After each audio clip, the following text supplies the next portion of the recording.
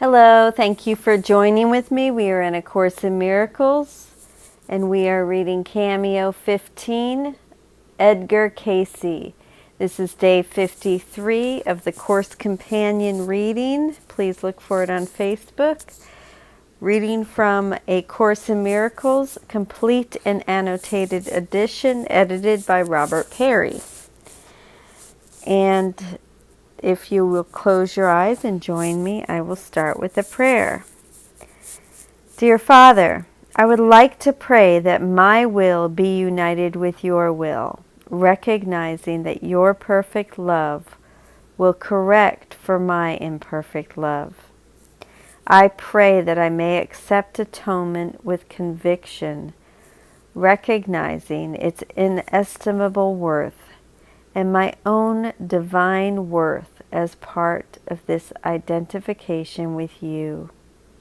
I pray, God, that my fear be replaced by an active sense of your love and your continual willingness to help me overcome the split or divided will which is responsible for my difficulty with this. Father, I accept the divinity of the messages I have received and affirm my will in both accepting and acting upon the atonement principle. Lord, here I am. Please let me have an open mind, new experience, and to see with your vision. So we are on Cameo 15, Edgar Cayce. In the middle of what is now chapter 3 of the text, Helen received a lengthy commentary on Edgar Cayce, the renowned American psychic. In the summer before the dictation of the course began, sparked by Helen's unusual experiences, Bill read a book about Cayce, which he then got Helen to read despite her resistance. Once the summer was over, the two of them journeyed to the headquarters of the Association for Research and Enlightenment, or ARE, the organization started by Cayce in Virginia Beach, Virginia. There, Helen and Bill formed a lasting connection with Cayce's son, Hugh Lynn, who from that point on remained supportive of them. The purpose of the following material, which was dictated directly into the urtext without first being written in Helen's shorthand notes, and then we have a footnote number 1. All quotations without page numbers in this cameo are from this urtext material. Throughout these cameo essays, we have corrected spelling errors and dictated material for ease in reading.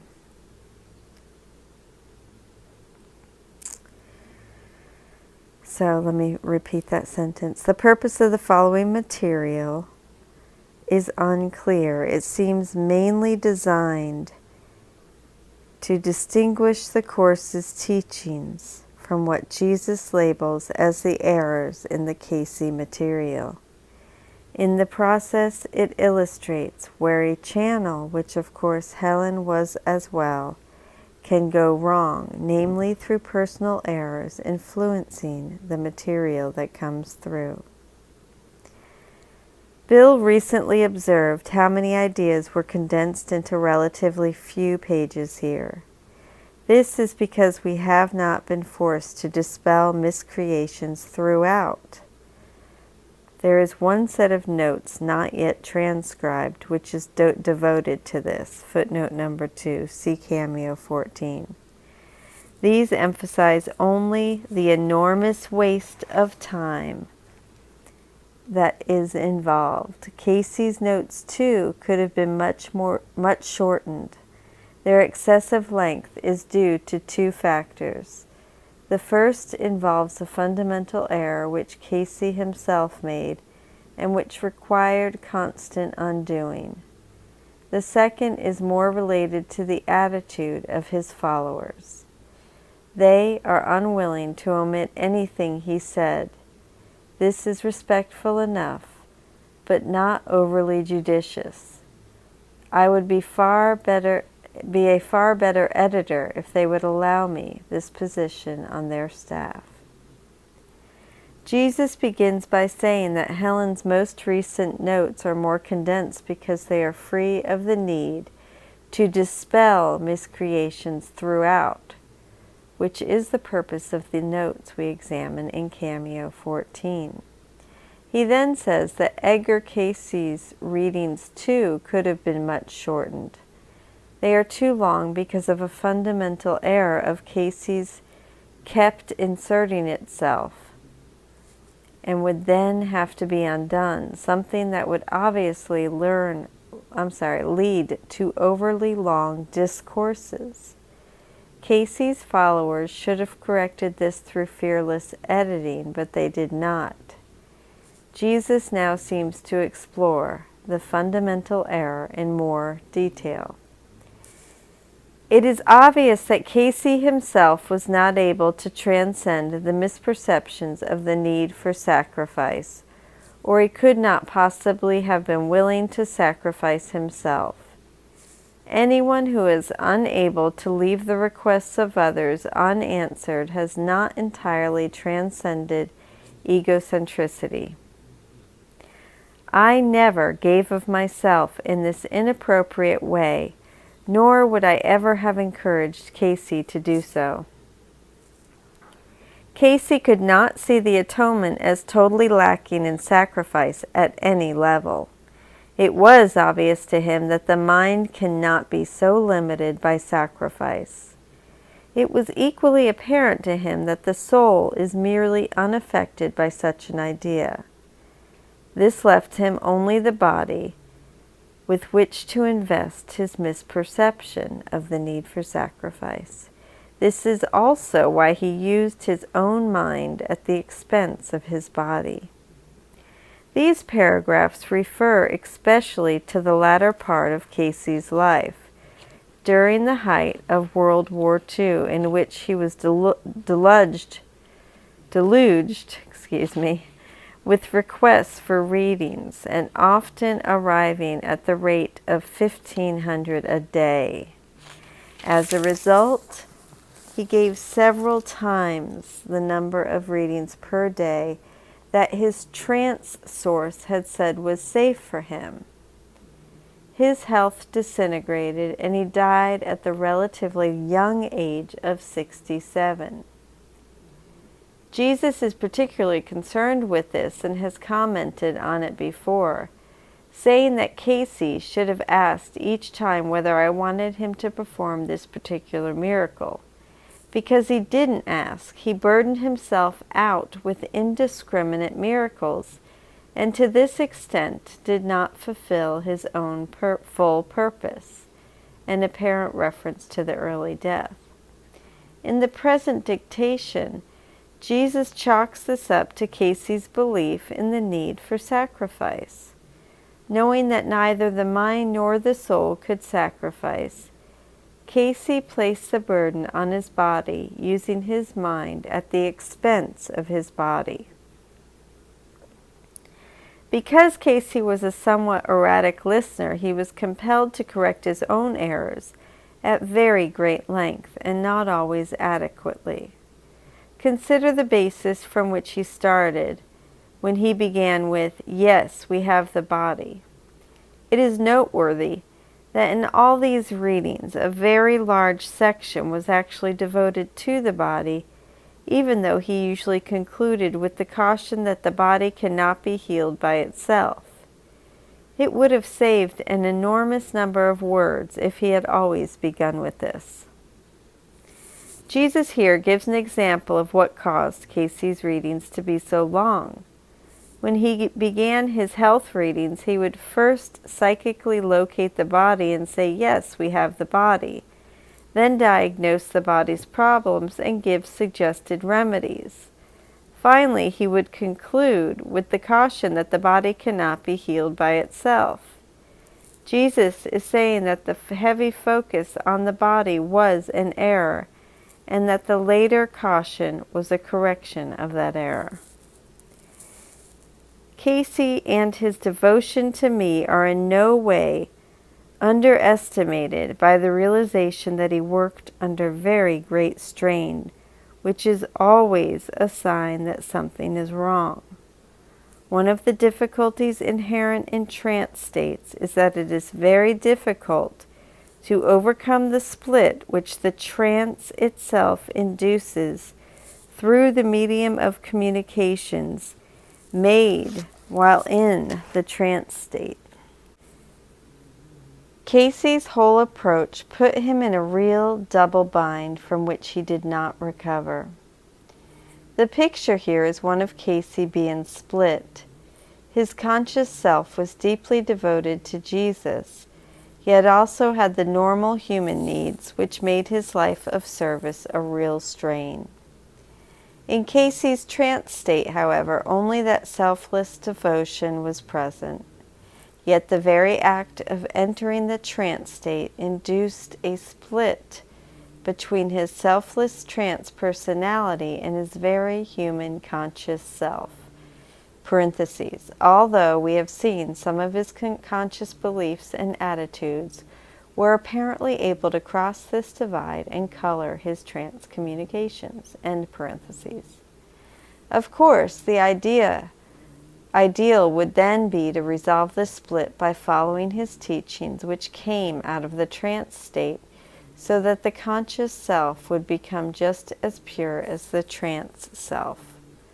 What Jesus is saying, however, is that this is very difficult.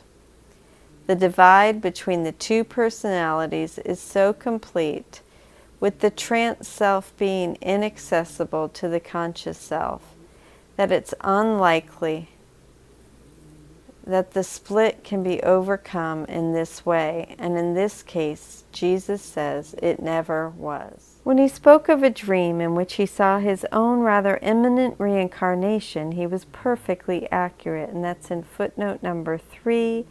In 1936, Cayce had a dream that he had been born again in 2100 AD in Nebraska.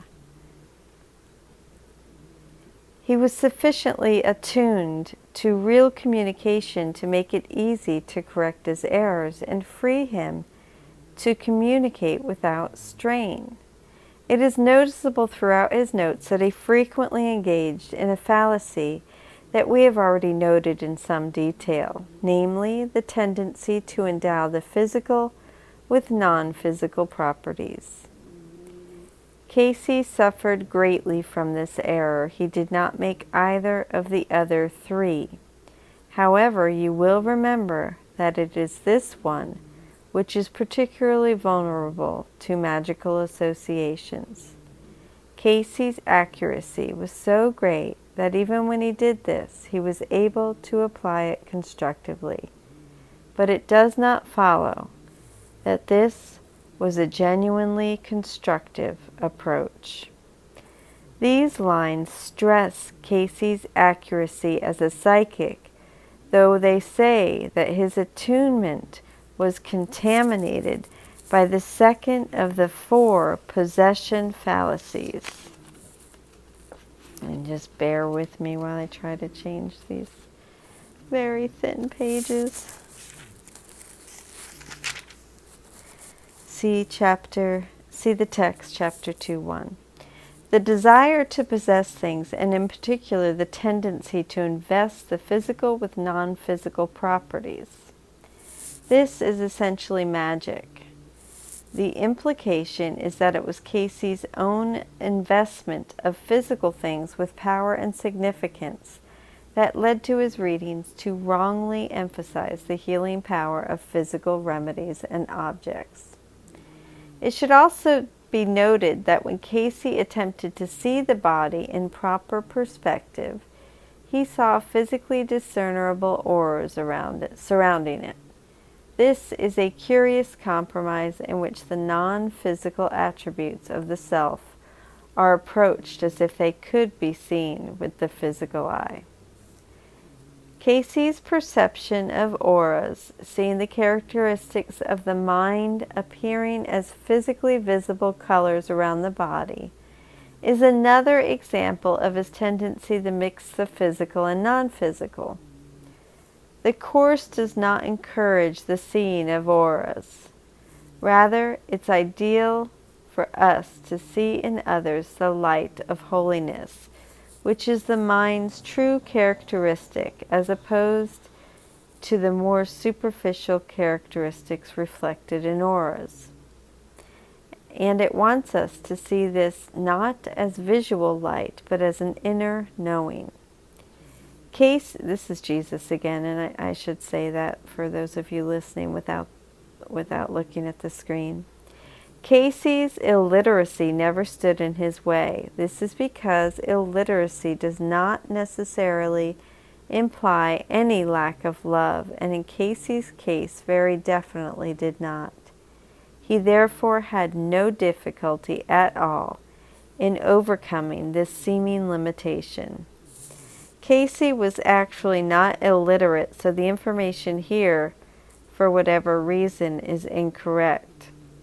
The common idea that he was illiterate was likely sparked by the October 9, 19...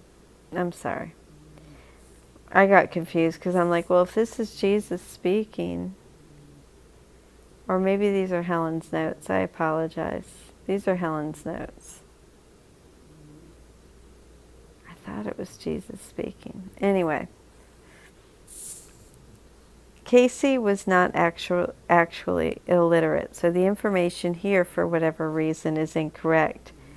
The common idea is that he was illiterate was likely sparked by the October 9, 1910 New York Times article that launched his fame. Illiterate man becomes a doctor when hypnotized.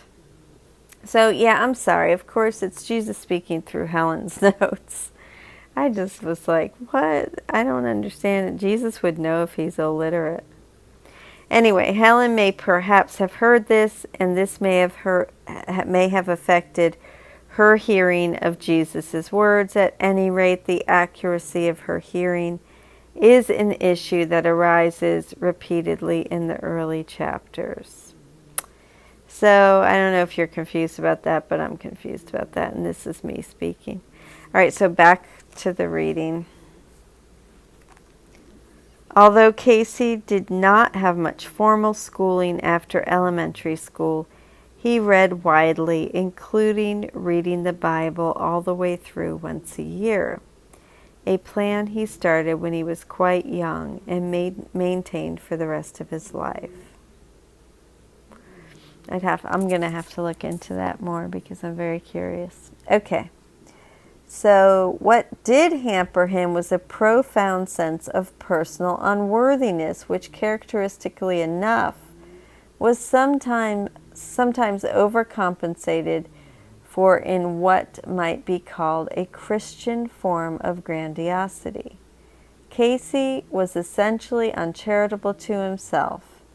This made him very erratic in his own miracles, and because he was genuinely anxious to help others, left himself in a highly vulnerable position.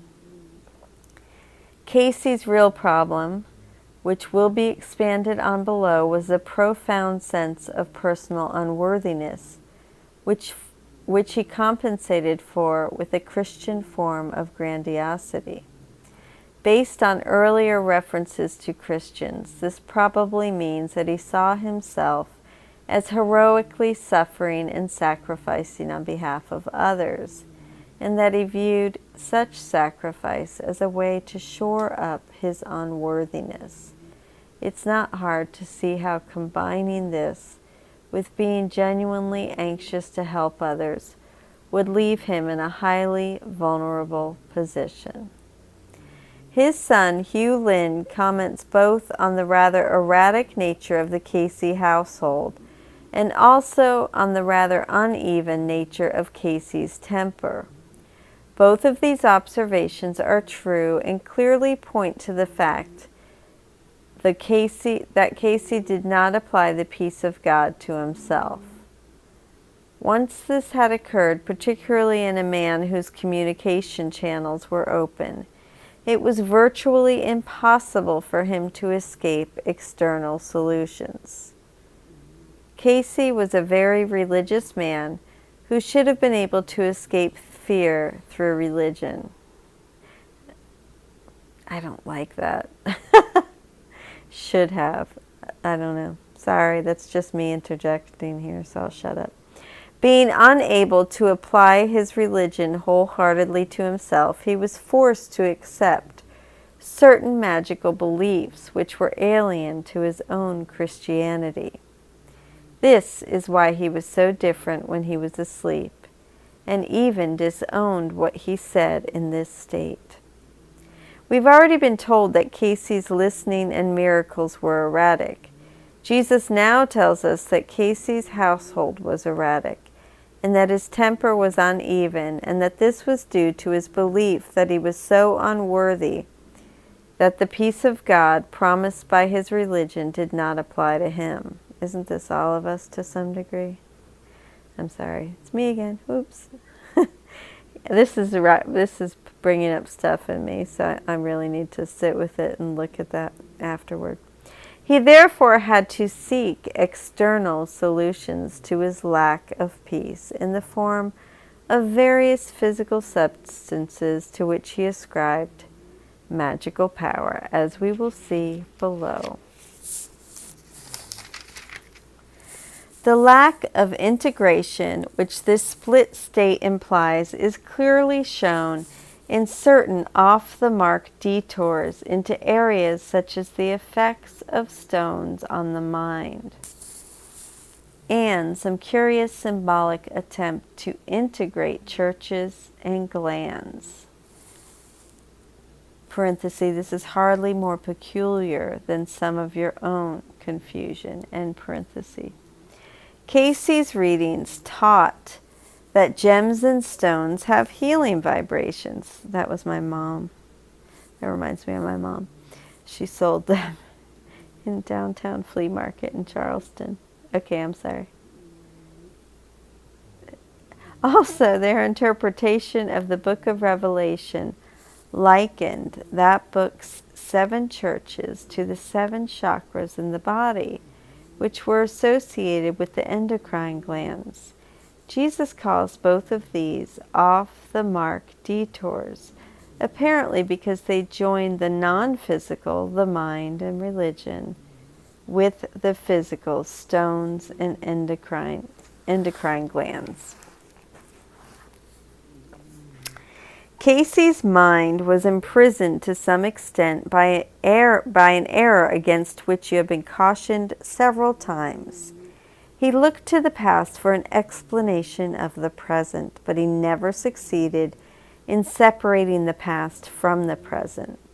When he said, "Mind is the builder," he did not realize that it is only what it is building now that really creates the future. The past in itself does not have the ability to do this. Whenever we move from one instant to the next, the previous one no longer exists. In considering the body as the focus for healing, Cayce was expressing his own failure to accept this, the non-existence of the past, as accomplished. He did not fail to recognize the value of the atonement for others, but he did fail to accept its corrective merit for himself. So he did not fail to recognize the value of the atonement for others, but he did fail to accept its corrective merit for himself. As we have frequently emphasized, man cannot control his own errors. Having created them, he does believe in them, because of his failure to accept his own perfect freedom from the past. Cayce could not really perceive others as similarly free. This is why I have not wholly endorsed the Cayce documents for widespread use. As part of Cayce's sense of unworthiness, he could not believe that he was free from his past mistakes.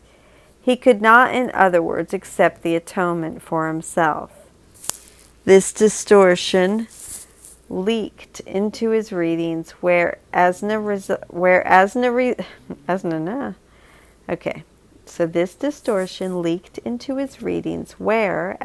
result he saw the past mistakes of others, rather than their present choices, as building their future, including the condition of their bodies. He saw their state of health, in other words, as a prisoner of their past misdeeds. This error is such an important one that Jesus says it is why I have not wholly endorsed the Cayce documents for widespread use. I am heartily supportive of the ARE's endeavor to make Cayce's singular contributions immortal, but it would be most unwise to have them promulgated as a faith until they have been purged of their essential errors. This is why there have been a number of unexplained setbacks in their explication. It is also one of the many reasons why the Cayce material, a major step in the speed-up, must be properly understood before it can be meaningfully validated. Cayce's son has been wise in attempting to deal with reliability, and I'm going down to footnote number 4. Hugh Lynn would go on to write with his brother Edgar Evans Cayce, The Outer Limits of Edgar Cayce's Power, about where Cayce's readings were inaccurate. So Cayce's son had been wise in attempting to deal with reliability, which in Cayce's case is very high. There is a way of validating the material, and Hugh Lynn is perfectly aware that this must be done eventually. He is also aware of the fact that he is unable to do it. In the present state of the material, it would be most unwise even to attempt it. There is too much that is invalid. When the time comes that this can be corrected to the point of real safety, I assure you it will be accomplished. In tribute to Cayce, I remind you that no effort is wasted, and Cayce's effort was very great. It would be most ungrateful of me if I allowed his work to produce a generation of witch doctors, which is a reference to Cayce's prescribing of various magical remedies. I'm sorry that Cayce himself could not rid himself of a slight tendency in this direction, but fortunately I have a fuller appreciation of him than he had. I am repeating here a biblical injunction of my own, already mentioned elsewhere, that if my followers eat any deadly thing, it shall not hurt them. 5. Mark 16:18. If they drink any deadly thing, it shall not hurt them. This is what Cayce could not believe.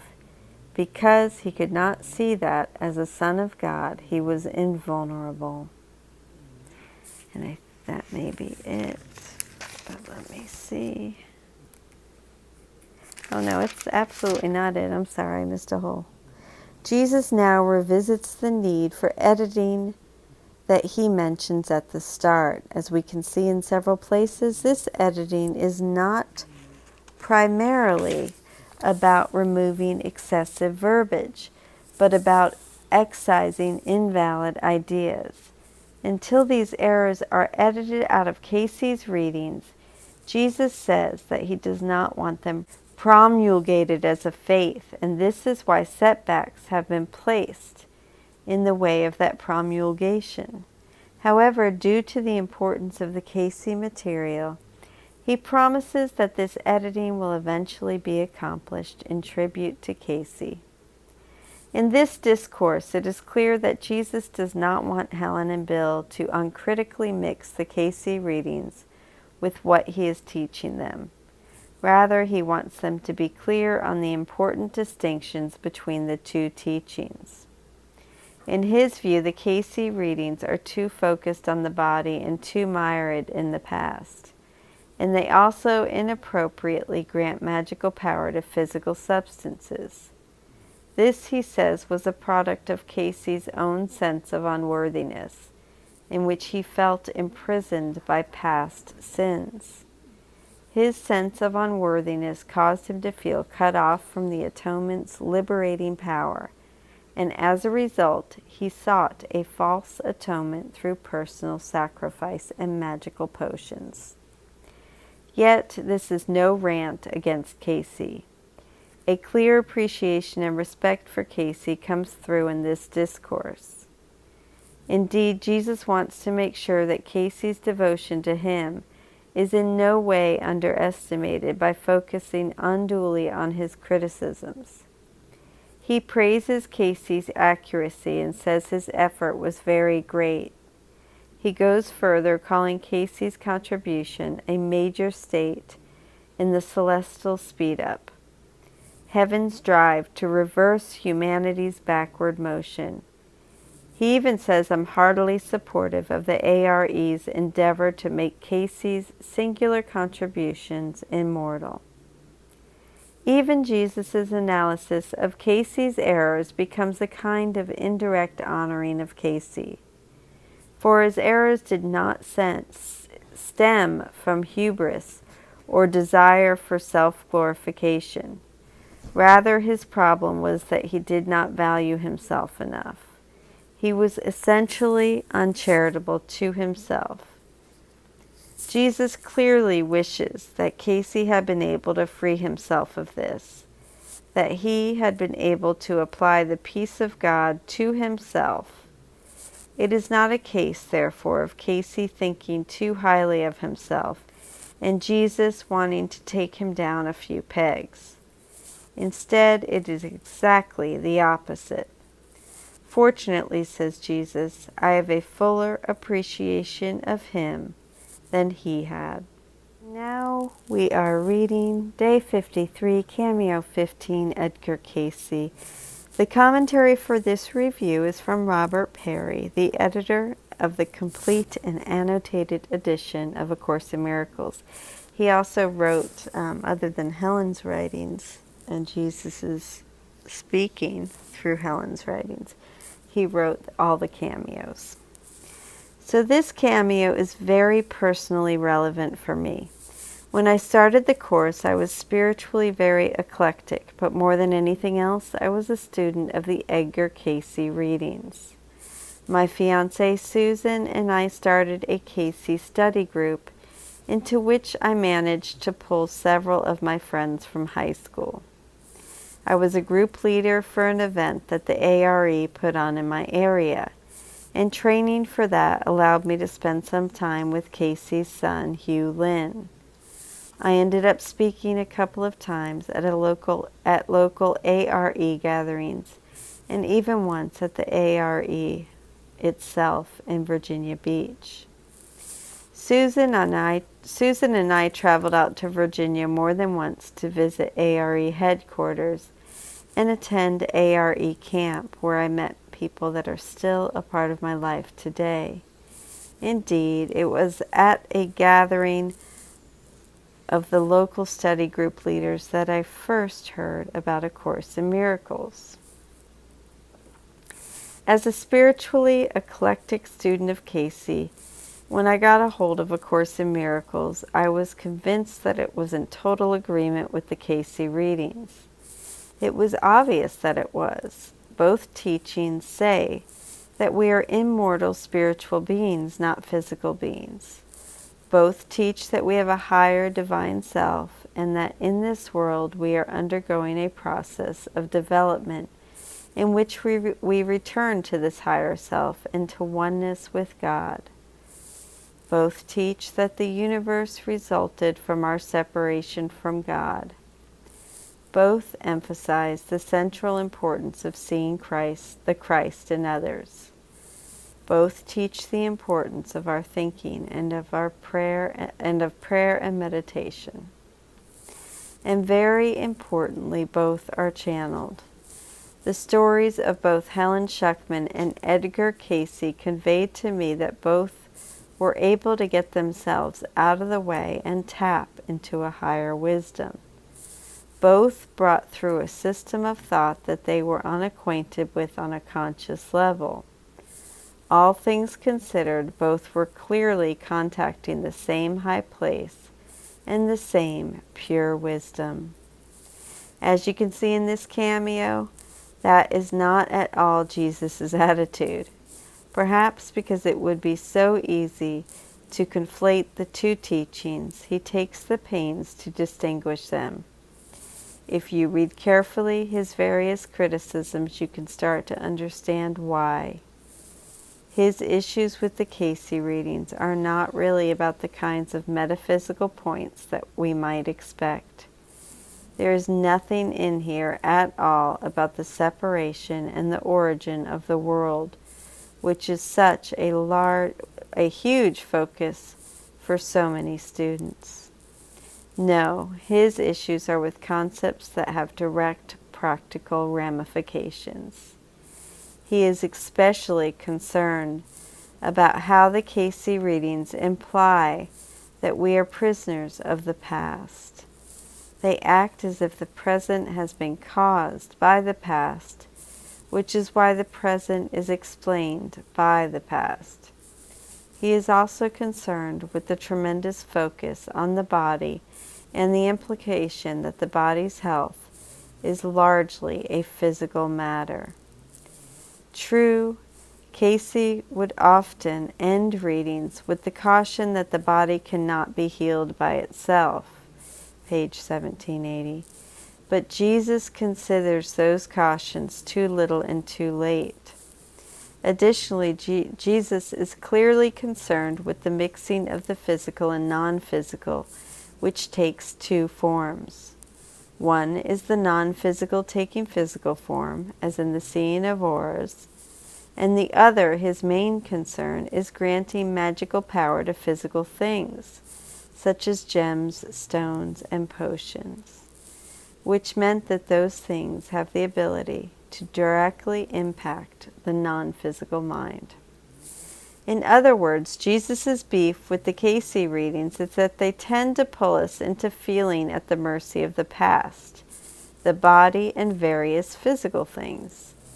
As you can see, his concerns are primarily practical rather than theological. Jesus in the Course is trying to free us from the tyranny of the past, the body, and physical things. As a result, if we were to combine the Cayce readings and the Course, you can see exactly what would happen to that attempt to free us. Jesus makes very clear that these problems in Cayce's readings really came down to Cayce himself, to his own personal issues, particularly his feelings of being unworthy and undeserving. So whereas I had assumed that by going into a trance, Cayce was leaving his personal self behind, Jesus is saying that was not the case. Cayce's personal issues pulled down and distorted his trance philosophy. This is extremely important material. We so often assume that the Course is the same as so many other things, and I've certainly been guilty of that, especially channeled teachings. Yet, the one time Jesus addresses a particular channeled teaching, he explains at length just how significant the differences are. I wish I had this discourse way back then. It would have saved me a lot of time. As it was, it took me years to appreciate the differences between the Course and other things.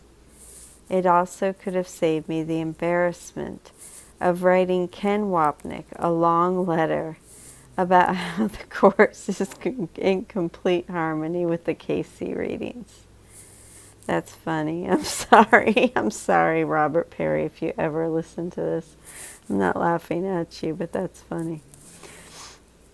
This material is a splash of cold clarity, which most of us probably need. I'm laughing because I can relate to these huge spiels that would go on, convinced this is something that it's not. So it's just funny.